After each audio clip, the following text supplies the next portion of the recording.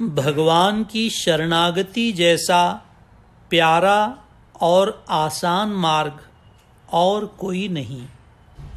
जैसे ही मनुष्य शरणागत होता है वैसे ही उस पर दया होनी शुरू होती है।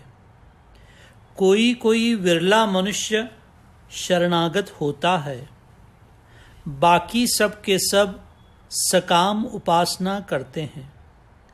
आजकल के साधु संत ही ऐसे लोगों को बताते हैं कि ये पूजा कर तो तेरा ये काम हो जाएगा, ये पाठ कर तो ये हो जाएगा।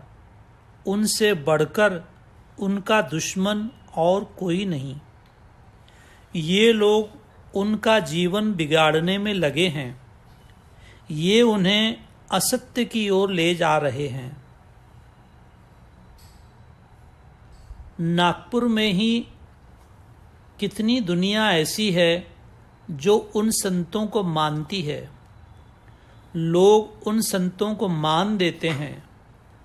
ये संत हर तकलीफ के लिए कुछ न कुछ पूजा पाठ बता देते हैं।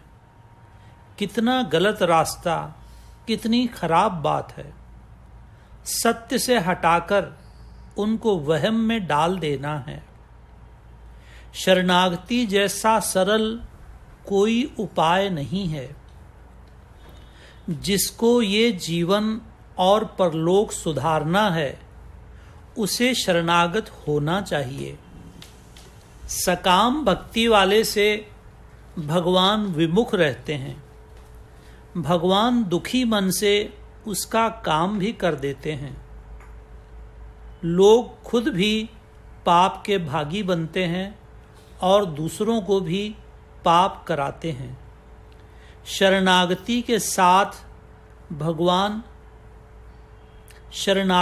साथ भगवान कदम कदम पर रहते हैं। कल हमने रामदास जी के बारे में चर्चा की थी। उनका जीवन शरणागति की मिसाल है। जब वे 14-15 बरस के थे उनको राम नाम का शौक उठा। उन्होंने अपने माता पिता से ही दीक्षा ली। घर से तीर्थ यात्रा के लिए निकले। 4.5 रुपये थे उनके पास।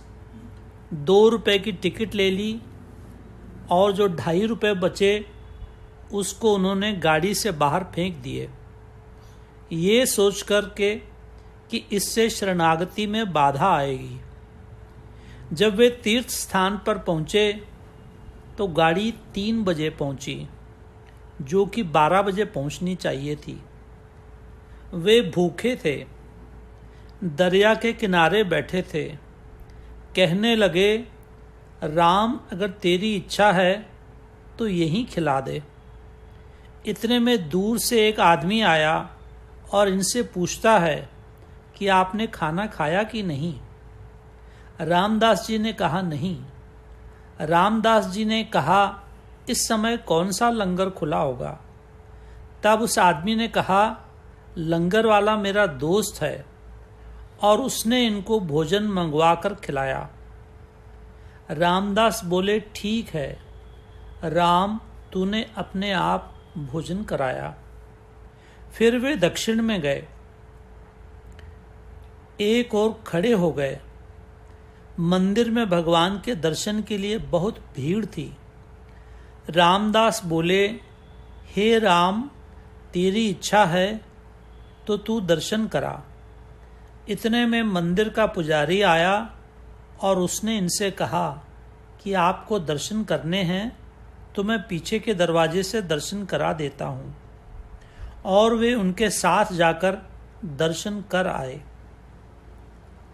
वे बिलासपुर से थोड़ा आगे पहुँचे थे तो उतने में एक टिकट काटने वाला आया।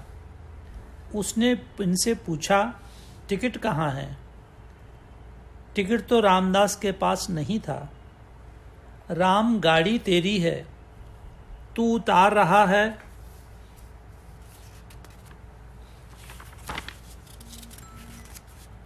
तो मैं उतर रहा हूँ। उसी डिब्बे में पुलिस वाला भी था। वो उन्हें जबरदस्ती डिब्बे में ले गया। क्या राम तेरी माया है, कभी तो उतार देता है, कभी बिठा देता है। वे जब कलकत्ता के पास पहुंचे तो वहाँ एक इंग्लिशमैन टिकट चेक करने आया। उसने टिकट पूछा तो रामदास जी बोले कि रामदास के पास टिकट तो नहीं है। उसने रामदास जी को बहुत गालियां दी और वे हंसते ही रहे।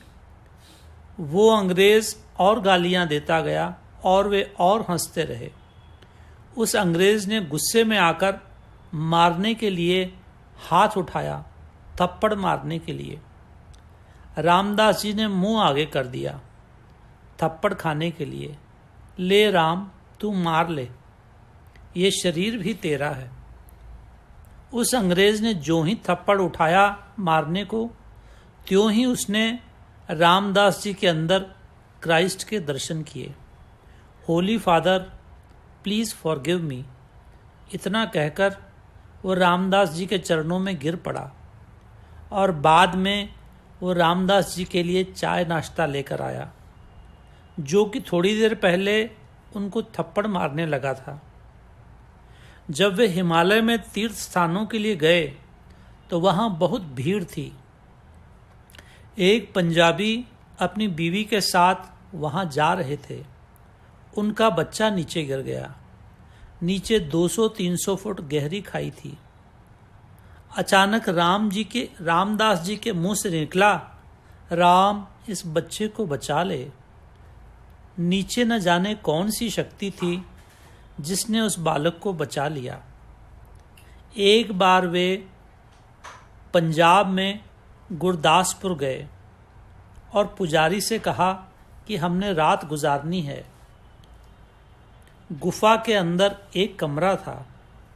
उन्होंने कहा, मैं यहाँ ठहर सकता हूँ। उस पुजारी ने कहा, नहीं भैया, यहाँ लाइट नहीं है। वे वहाँ ठहर गए और वो पुजारी नमस्कार करके चल दिया और पूछा, महाराज, कोई कीर्तन करने वाले को भेज दूं? और उसने 2 कीर्तन करने वालों को भेज दिया। कीर्तन करते करते 8 बज गए। रामदास जी ध्यान में मगन हो गए। एक बड़ा सा सांप निकला। वे लोग डर गए। रामदास जी ने जेब में हाथ डाला तो थोड़ी सी मिश्री मिली। उन्होंने वो मिश्री का उस सांप को भोग लगा दिया और वो सांप भोग लगाकर ऊपर सीढ़ियों में चढ़ गया। रामदास ने उनको भेज दिया और वे लोग अपनी लालटेन ले गए। फिर रामदास जी अंधेरे में शीत प्रसाद ढूंढने लगे। इसको कहते हैं शरणागति। शुद्ध मन से अहिंसा का व्रत धारण करो। स्वामी जी कहते थे, जब अहिंसा का व्रत धारण करते हैं तो कोई भी जीव हानि नहीं करता। एक बार स्वामी जी गोंदिया के पास किसी जंगल में रहते थे। कुटिया के सामने एक सांप रक्षा करता रहता था। स्वामी जी दूर कहीं दूध पीने जाते थे। एक दिन वे बर्तन ले जाना भूल गए। उन्होंने अपने शिष्य को भेजा। वो जब गया तो सांप उस दरवाजे के सामने बैठा था। वो वापस लौट आया और स्वामी जी को सारा हाल सुना दिया। स्वामी जी ने उसको फिर भेजा कि उससे प्रार्थना कर कि स्वामी जी ने मुझे भेजा है। शिष्य गया और वैसे ही कह दिया जैसे उन्होंने कहा था, और वो सांप एकदम बाजू हट गया। मंडला में जब स्वामी जी रहते थे तो एक बार वे खेती देखने गए। पगडंडी के सामने एक सांप था। स्वामी जी ने उसको कहा, या तो तू यहाँ से भाग जा या ये लोग तेरे को मार डालेंगे। सांप ने इतना सुना और वहाँ से भाग गया।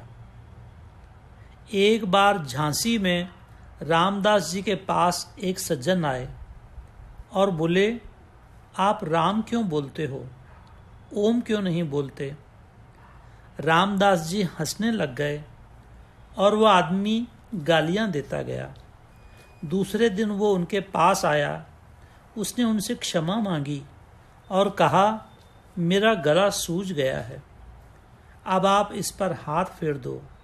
और उसने जबरदस्ती उनका हाथ 2 दफ़ा फिरा लिया और उसका गला एकदम ठीक हो गया। वो बोला, कितनी शक्ति है आप में? तब रामदास जी बोले, इतनी शक्ति रामदास में कहाँ है, ये उनके राम का ही कार्य है। शरणागत हो जाओ, एक बार ऐसी पूजा करो कि फिर करने की ज़रूरत न पड़े। अपने आप को चढ़ा दो, जो कर्म होगा वही जिम्मेदार होगा। आप पर जो तकलीफ आएगी भी वो भी दुनिया के लिए तकलीफ कहलाएगी, परंतु शरणागत व्यक्ति के लिए उस तकलीफ में भी एक आनंद रहता है। स्वामी जी ने एक बार हमें चिट्ठी लिखी थी, उनकी मर्जी में नहीं अपनी अर्जी। अगर हम जीवन का ध्येय इसको बना लें तो हमारा भी कल्याण ही कल्याण है।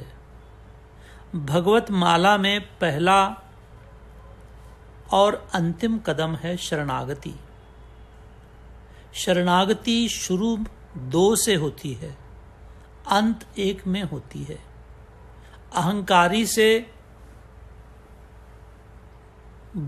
अहंकार से भरी झूठी में जब निकल जाती है तब शरणागति ज्ञान में ले जाती है। गुरुवाणी में भी लिखा है, ज्यों ज्यों तेरा हुक्म तिवें